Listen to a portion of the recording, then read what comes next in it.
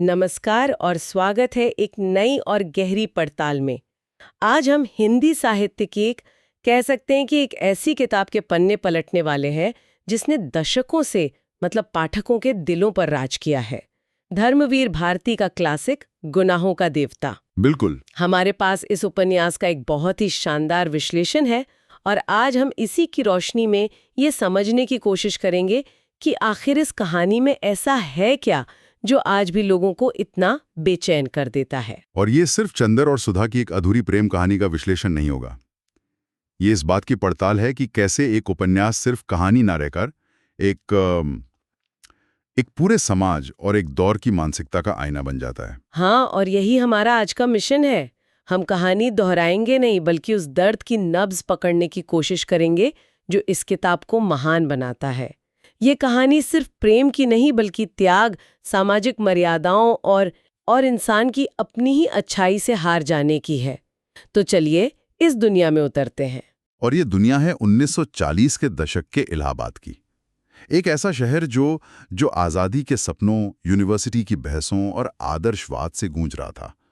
कहानी का माहौल ही किरदारों की सोच को तय करता है। तो इसी माहौल में कहानी के दो ध्रुव हैं, चंद्र और सुधा। और कमाल की बात यह है कि उनके बीच कोई विलन नहीं है, कोई तीसरा इंसान नहीं, कोई परिवार का दबाव नहीं, कम से कम सीधे तौर पे तो नहीं। तो फिर असल में दुश्मन है कौन? यही इस कहानी का सबसे दिलचस्प और दर्दनाक पहलू है। यहाँ विलन कोई बाहरी ताकत नहीं, बल्कि किरदारों के अंदर ही बैठा है। चंद्र, जो एक होनहार, समझदार और आदर्शवादी रिसर्चर है, वो सुधा से बेपनाह मोहब्बत करता है। लेकिन उसका अपना ही ज्ञान, उसका आत्मसम्मान और सुधा के लिए उसकी जरूरत से ज्यादा इज्जत, वो एक दीवार बन जाती है। मतलब वो सुधा को इतना पवित्र, इतना ऊंचा दर्जा दे देता है कि उसे छूना भी उसे पाप लगने लगता है। वो उसे एक देवी की तरह पूजने लगता है। और आप देवी से प्यार नहीं कर सकते, सिर्फ उसकी पूजा कर सकते हैं। ठीक यही होता है। और दूसरी तरफ है सुधा। वो भी चंद्र से उतना ही प्यार करती है, लेकिन वो अपने संस्कारों, अपनी सादगी और उस दौर की एक लड़की की सीमाओं में बंधी है। वो इंतजार कर सकती है, लेकिन पहल नहीं कर सकती। उसकी खामोशी ही उसकी मजबूरी है। तो एक तरफ चंद्र का जरूरत से ज्यादा आदर्शवाद, हाँ, और दूसरी तरफ सुधा की खामोशी। ये दोनों चीजें मिलकर ही उनके प्यार के खिलाफ सबसे बड़ी साजिश रचती हैं। ये एक ऐसी कशमकश है जहां दोनों एक दूसरे के बिना रह भी नहीं सकते और साथ हो भी नहीं सकते, बस एक अजीब सी दूरी बनाए रखते हैं। और इसी सेटअप का मनोवैज्ञानिक असर बहुत गहरा है। कहानी का असली ड्रामा किसी एक्शन में नहीं, बल्कि किरदारों के मन में चल रहे तूफान में है। वो जो नहीं कह पा रहे हैं, वो जो नहीं कर पा रहे हैं, वही कहानी को आगे बढ़ाता है। ये इनएक्शन की ट्रेजेडी है। कुछ गलत करने की नहीं, बल्कि सही वक्त पर कुछ भी न करने की ट्रेजेडी ही उनका दुश्मन बन गया। ये तो बहुत ही अजीब सिचुएशन है। बिल्कुल। और इसी वजह से जो दर्द पैदा होता है वो किसी आम कहानी से कहीं ज्यादा चुभने वाला है। क्योंकि यहाँ नफरत या धोखे से अलगाव नहीं हो रहा, बिल्कुल, बल्कि बेपनाह मोहब्बत के बावजूद हो रहा है। और यहीं से हम उपन्यास के शीर्षक पर आते हैं, गुनाहों का देवता। ये शीर्षक ही अपने आप में एक पहेली है। हाँ, ये सवाल हमेशा मेरे मन में रहा है। अगर कहानी में सब इतने अच्छे हैं तो गुनाह क्या है? और फिर उस गुनाह का देवता कौन है? क्या प्यार करना गुनाह है? नहीं, प्यार करना गुनाह नहीं है। यहाँ गुनाह की परिभाषा ही अलग है। ये कोई कानूनी या धार्मिक गुनाह नहीं है। इस कहानी का सबसे बड़ा गुनाह है खामोशी। वो बातें जो कभी कही नहीं गई, वो भावनाएं जो कभी जाहिर नहीं हुई। तो इसका मतलब ये हुआ कि उन्होंने समाज के नियमों को तोड़ने का गुनाह करने के बजाय खामोश रहकर अपने प्यार को खो देने का गुनाह कर दिया। बिल्कुल। हमारे अपने संस्कार, हमारी अपनी अच्छाई और हमारी परिस्थितियां, जब ये सब मिलकर किसी रिश्ते को खत्म कर दें, तो इससे बड़ा गुनाह क्या होगा? चंद्र और सुधा की अपनी ही शराफत उनके रिश्ते को निगल जाती है। और देवता कौन है? वो है चंद्र। चंद्र, वो कैसे? चंद्र अपनी ही बनाई हुई नैतिकताओं और आदर्शों का देवता बन जाता है। वो सुधा के प्रति अपने प्रेम को एक पवित्र यज्ञ की तरह देखता है, और उस यज्ञ की पवित्रता बनाए रखने के लिए वो रिश्ते की ही आहुति दे देता है।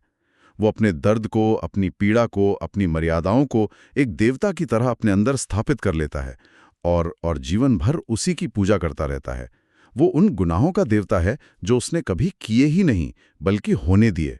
वाह, ये व्याख्या तो ये तो कहानी को एक अलग ही स्तर पर ले जाती है। ये सिर्फ एक लव स्टोरी नहीं, बल्कि इंसान के अपने ही बनाए हुए पिंजरों में कैद हो जाने की कहानी है। सही कहा। और इस गहरी और जटिल बात को इतने सरल तरीके से कह पाना ही तो धर्मवीर भारती का जादू है। उनकी लिखने की शैली के बिना ये कहानी शायद इतनी असरदार होती ही नहीं। आप बिल्कुल सही जगह पर आई हैं। भारती जी की कलम की सबसे बड़ी ताकत उसकी सादगी है, लेकिन ये एक धोखेबाज सादगी है। वो जानबूझकर भारी भरकम शब्दों, अलंकार और ड्रामा से बचते हैं ताकि पाठक का पूरा ध्यान किरदारों के अंदर की दुनिया पर रहे। उनकी कलम एक साइकोलॉजिस्ट के चाकू की तरह है, जो भावनाओं की बहुत बारीक परतें उधेड़ती है। और उनके संवाद, छोटे छोटे रोजमर्रा के संवादों में वो किरदारों के मन का पूरा समंदर दिखा देते हैं। वो ये नहीं बताते कि किरदार दुखी है, वो एक ऐसा सीन रचते हैं जिससे पढ़कर आपकी आंखों में आंसू आ जाते हैं। बिल्कुल, और ये मनोवैज्ञानिक गहराई ही किरदारों को अमर बना देती है।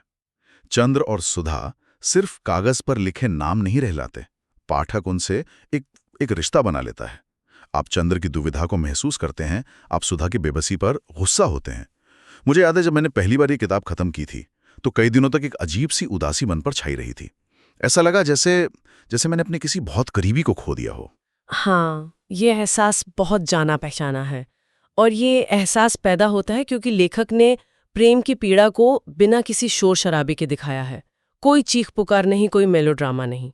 सब कुछ बहुत खामोशी से होता है, और शायद इसीलिए वो खामोशी किसी भी शोर से ज्यादा चुभती है। और एक और बात जो भारती जी के लेखन को खास बनाती है वो है उनका इलाहाबाद के माहौल का इस्तेमाल। वो सिर्फ एक बैकग्राउंड नहीं है, उस दौर का आदर्शवाद, यूनिवर्सिटी का बौद्धिक माहौल, ये सब चंद्र के किरदार का हिस्सा है।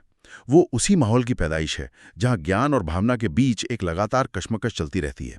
वो अपने दिल की नहीं, अपने दिमाग की ज्यादा सुनता है, और यही उसकी सबसे बड़ी गलती साबित होती है। तो ये सब बातें हमें उस बड़े सवाल पर लाती हैं कि आज के दौर में जब रिश्ते इतने बदल गए हैं, तब ये 70 साल पुरानी कहानी क्यों पढ़ी जानी चाहिए? क्या ये आज भी उतनी ही प्रासंगिक है? मेरे ख्याल से ये आज पहले से भी ज्यादा प्रासंगिक है। इसके कई कारण हैं। पहला तो ये कि यह किताब प्रेम को उसकी सबसे शुद्ध और सबसे दर्दनाक दोनों रूपों में दिखाती है। यह हमें सिखाती है कि प्रेम सिर्फ पाने का नाम नहीं है, बल्कि त्याग और कभी-कभी हार जाने का भी नाम है। ये एक इमोशनल मैच्योरिटी देती है। और दूसरा कारण शायद ये है कि ये भारतीय समाज की मानसिकता की बहुत गहरी पड़ताल करती है। वो लोग क्या कहेंगे का डर, अपने संस्कारों का बोझ, एक लड़की से समाज की उम्मीदें, क्या ये सब चीजें आज पूरी तरह खत्म हो गई हैं? शायद नहीं। उनका रूप बदल गया है, लेकिन वो दबाव वो आज भी मौजूद है। बिल्कुल। और तीसरा और सबसे जरूरी कारण है इसकी किरदार। चंद्र और सुधा आज भी हमारे आसपास मौजूद हैं। ऐसे लड़के जो अपनी भावनाओं को व्यक्त करने से डरते हैं, जिन्हें लगता है कि प्रैक्टिकल होना ही समझदारी है। और ऐसी लड़कियां जो आज भी अपने सपनों और सामाजिक दबाव के बीच पिस रही हैं। ये कहानी हमें उन अनकहे द्वंद्वों को समझने का मौका देती है। यानी ये सिर्फ एक कहानी नहीं, बल्कि एक तरह का सामाजिक दस्तावेज भी है जो हमें हमारे समाज की जड़ों को दिखाता है। ये एक आईना है जिसमें हम देख सकते हैं कि हम कितना बदले हैं और कितना अब भी वही हैं। सही कहा। ये किताब आपको सिर्फ एक दुखद अंत देकर नहीं छोड़ती। यह आपको मानवीय भावनाओं और सामाजिक बंधनों की एक ऐसी समझ देती है जो बहुत कीमती है। यह हमें सिखाती है कि कैसे नेक इरादे भी कभी-कभी भयानक नतीजों की वजह बन सकते हैं। और ये भी कि जिंदगी हमेशा हमारे प्लान के मुताबिक नहीं चलती। कभी-कभी सबसे ज्यादा प्यार करने वाले लोग ही एक दूसरे को सबसे ज्यादा दर्द दे जाते हैं, बिना चाहे हुए भी। बिल्कुल। और यही इस उपन्यास की जीत है। ये किसी एक पक्ष को सही या गलत नहीं ठहराता। ये बस हालात की सच्चाई को सामने रख देता है और फैसला पाठक पर छोड़ देता है। ये हमें जज करना नहीं, बल्कि समझना सिखाता है। तो आज की इस पूरी चर्चा को अगर समेटे तो गुनाहों का देवता सिर्फ एक उपन्यास नहीं है, ये एक अनुभव है। एक ऐसी कहानी जो हमें प्यार, त्याग और उन खामोशियों के बारे में सोचने पर मजबूर करती है जो हमारी जिंदगियों को बनाती या बिगाड़ती हैं। ये क्लासिक इसलिए है क्योंकि इसकी भावनाएं किसी एक दौर या एक समाज तक सीमित नहीं है। ये सार्वभौमिक है। अधूरे प्यार का दर्द, कुछ कहना पाने की कसक और सही समय पर सही फैसला ना ले पाने का पछतावा। ये हर पीढ़ी की कहानी है। और जैसा कि इस किताब के बारे में कहा जाता है, ये उन लोगों के लिए है जो भावनाओं की गहराई में उतरने से नहीं डरते। ये एक ऐसा सफ़र है जो शायद आपको थोड़ा दुखी कर दे, लेकिन आपको इंसान और समाज के बारे में पहले से कहीं ज़्यादा समझदार बनाकर छोड़ेगा। और जाते जाते ये कहानी हम सबके लिए एक बहुत ही ज़रूरी सवाल छोड़कर जाती है। एक ऐसा सवाल जिस पर शायद हम सबको कभी ना कभी सोचना चाहिए।